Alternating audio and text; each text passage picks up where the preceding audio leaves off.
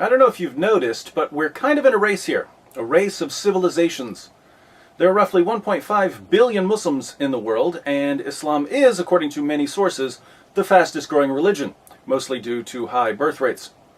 Now, if you have one group that's growing faster than any other group, it's only a matter of time before they outnumber you. It may be 50 years, it may be 500 years, but unless something changes, the group that grows the fastest eventually forms a majority. What this means is that Muslims don't need to win any wars, they don't need to win any popularity contests, they don't need to win a single argument.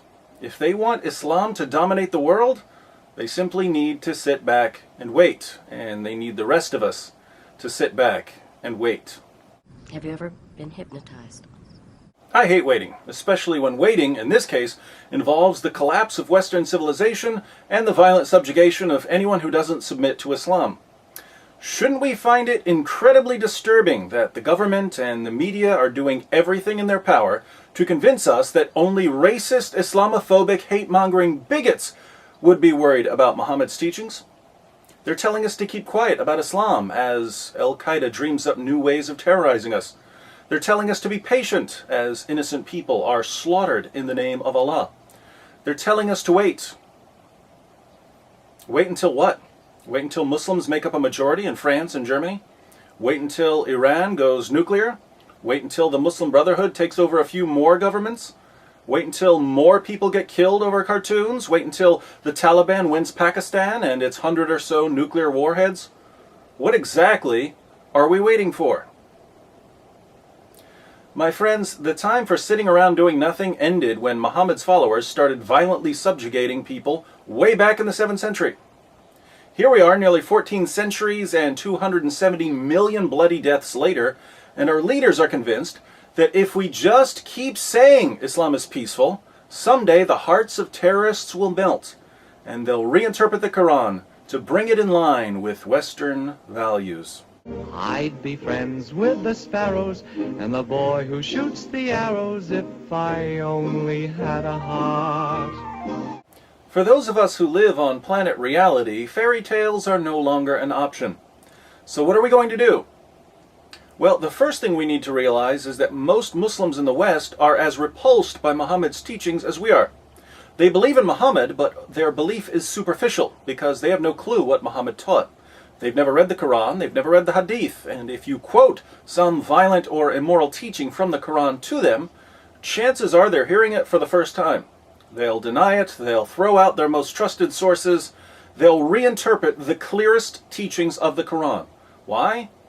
Because they're horrified at what their prophet taught.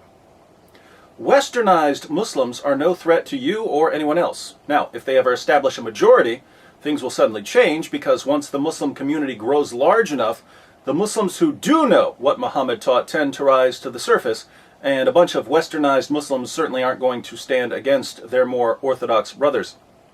But for now, when westernized Muslims have a choice and can live how they want to live, they're about as dangerous as a diet soda. So don't think that the Muslims who live on your street are the enemy in this race of civilizations. They're people who've been misled and deceived, and whether they know it or not, they have much more in common with you and me than with Muhammad and his companions.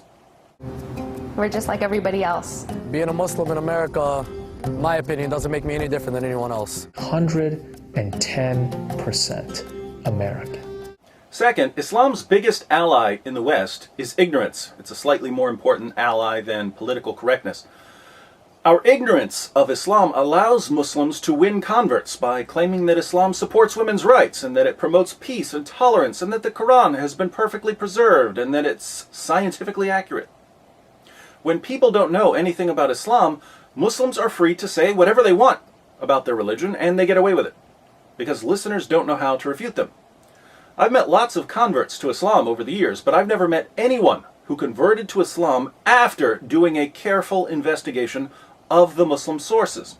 People don't convert to Islam based on accurate information. They convert to Islam based on misinformation. Liar! Liar! Our ignorance of Islam also allows Muslims to deceive our leaders and the media. If the facts about Muhammad's life were common knowledge, ABC and the BBC and TLC wouldn't be spouting such nonsense to their viewers. Politicians wouldn't be tickling our ears with flowery drops of drivel.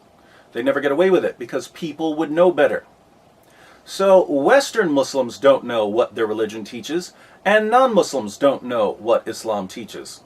This dual ignorance helps Muslims win converts, it keeps the media and politicians in the dark, and it gives Islam a privileged status that no other religion or ideology could ever dream of.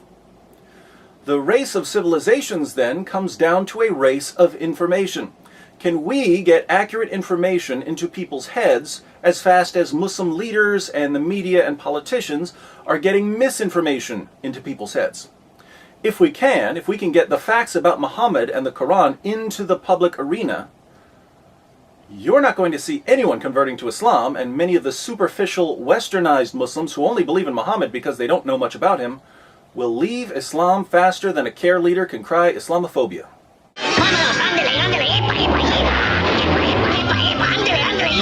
This brings us to the point of this video. Sam Shamoun and I have been planning to write some books since 2009. There are a lot of books out there about Islam. Some of them are good. Many of them are the opposite of good. But I'd say that the most devastating information and arguments against Islam haven't been published yet. The best books about Islam are still waiting to be written.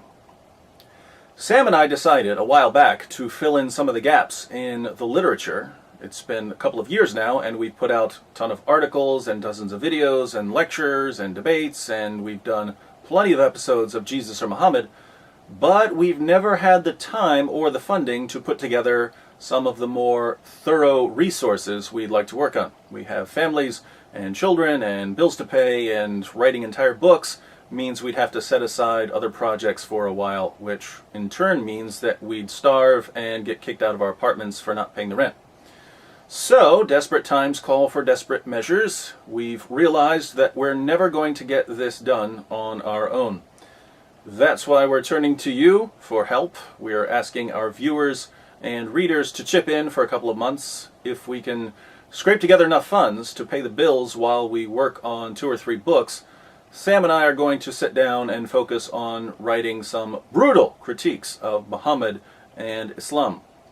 If you'd like to make a one-time contribution to our work, now would be the perfect time. You can visit my blog, answeringmuslims.com. There's a PayPal link there. It only takes a minute or so to make a donation, and you can use a credit card. There aren't too many causes out there that are more important than defending Western civilization from a system designed to destroy it. We're ready to do our part, but this time we can't do it without your support.